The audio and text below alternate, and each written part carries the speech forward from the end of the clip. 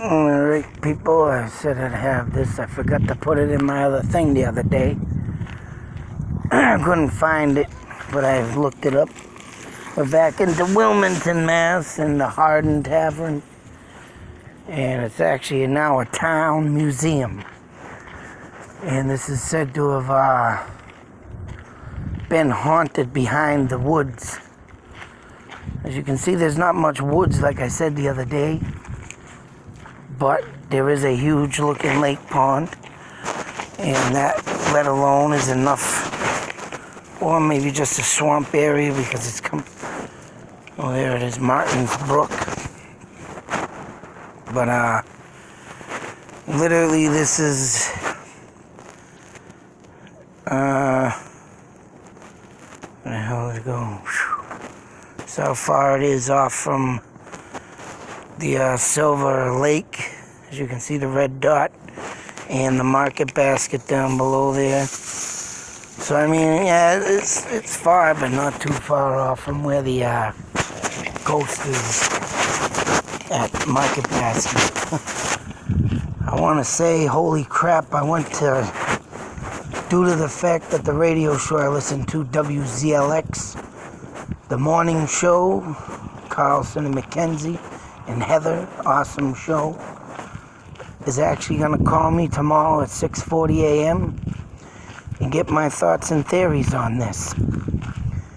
And I'm kind of excited because my thoughts and theories, I've already said that I believe that there's something that happened at Market Basket, or there could have been something that was there beforehand.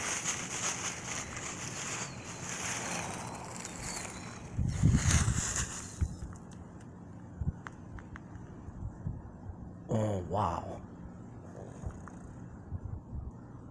And what the hell was that?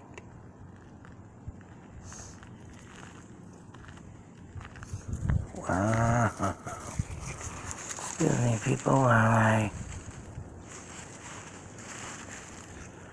swing my camera around, because that was loud and squeaky.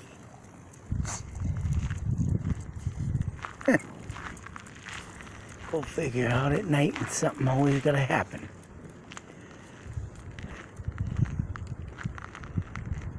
What the hell did it? Oh, man.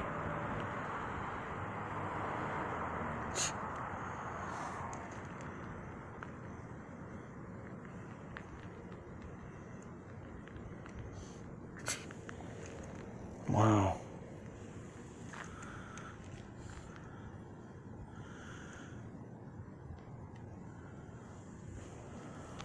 Well, anyways, that went away.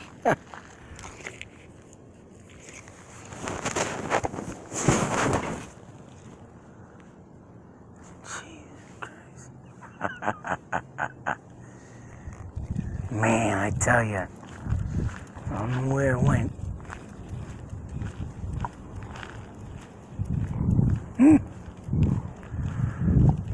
That's the way I roll.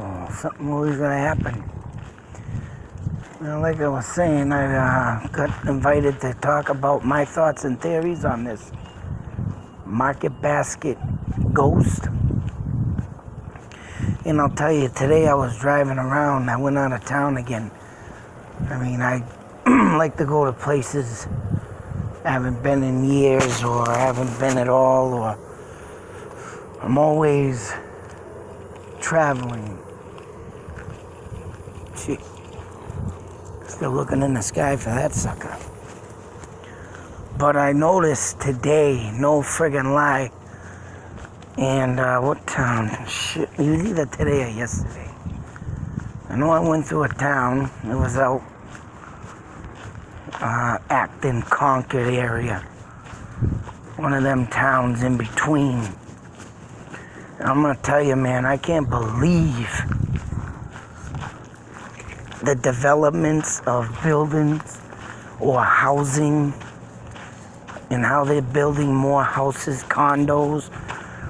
And honestly, I say it all the time, why these skinwalkers are coming alive.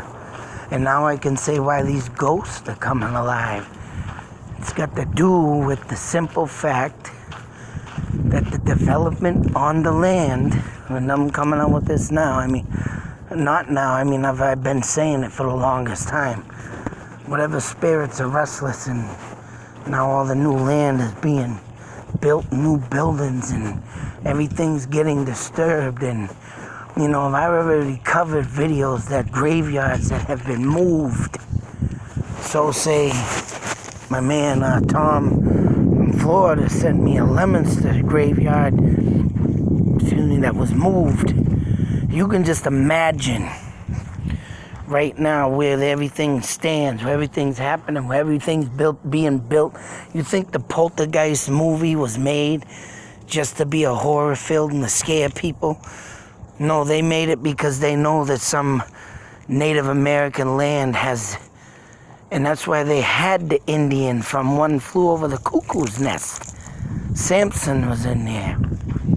And he himself, I know damn well they probably made that movie because they were trying to tell the story of these developers coming out here, tearing up all this land, tearing down all these woods. And right, you don't know where you're going into these woods with sacred land. You don't know where the Native Americans laid their heads or buried their dead. And when you get people coming in here and they're seeing, oh, what's going on with these woods, buddy? Yeah, let's put it up for sale. You don't know what lies beneath the ground that it lays on. You don't know if that place was put a curse on to keep the white man off the land. And I see lots of development going on. And like I just said, Poltergeist was made for a reason. Because obviously someone did have a poltergeist of new houses. And you could sit there and probably think, yeah, why we live in a new house? And say, so there's ghosts here now. You know, hey, dummy, did you ever think that you built on a land that was, burying the dead or had something there in the history of past and you're not supposed to be on it? People don't think this. Developers today, I can tell you, they're definitely not thinking of what they're doing or where they're building. So, I mean, I'm most likely to believe that something was built around Wilmington near Market Basket, stirred up some dirt. Hell, could even been the, could have disturbed some murder scene or something, but all in all, this woman's coming out for a reason. And whether she's in the supermarket, trying to figure out where the hell and what the hell is she looking at. All in all, man, I can't wait to get on WZLX and finally tell my side of stuff because, my videos don't lie. I don't fake. I catch stuff. When I go out there and start knocking on trees or going in the woods or going in a haunted place that I know that's haunted, that thing, that ghost, that spirit knows I'm there and they know I'm here to do something. Whether it be talk for them or whether it be they want me out.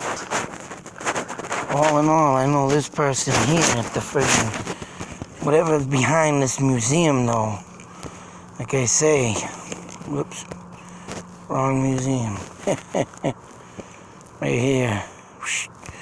And of course this tavern that used to sit here, you don't know if that tavern was by the white man, took the Native American land. Right here, if you see water, and if you see trees, and you see meadows, say so like this, which I can see clearly right here. Oh, that's even more. Look at that. Indians do use this kind of stuff right here. Look at it all, that's right.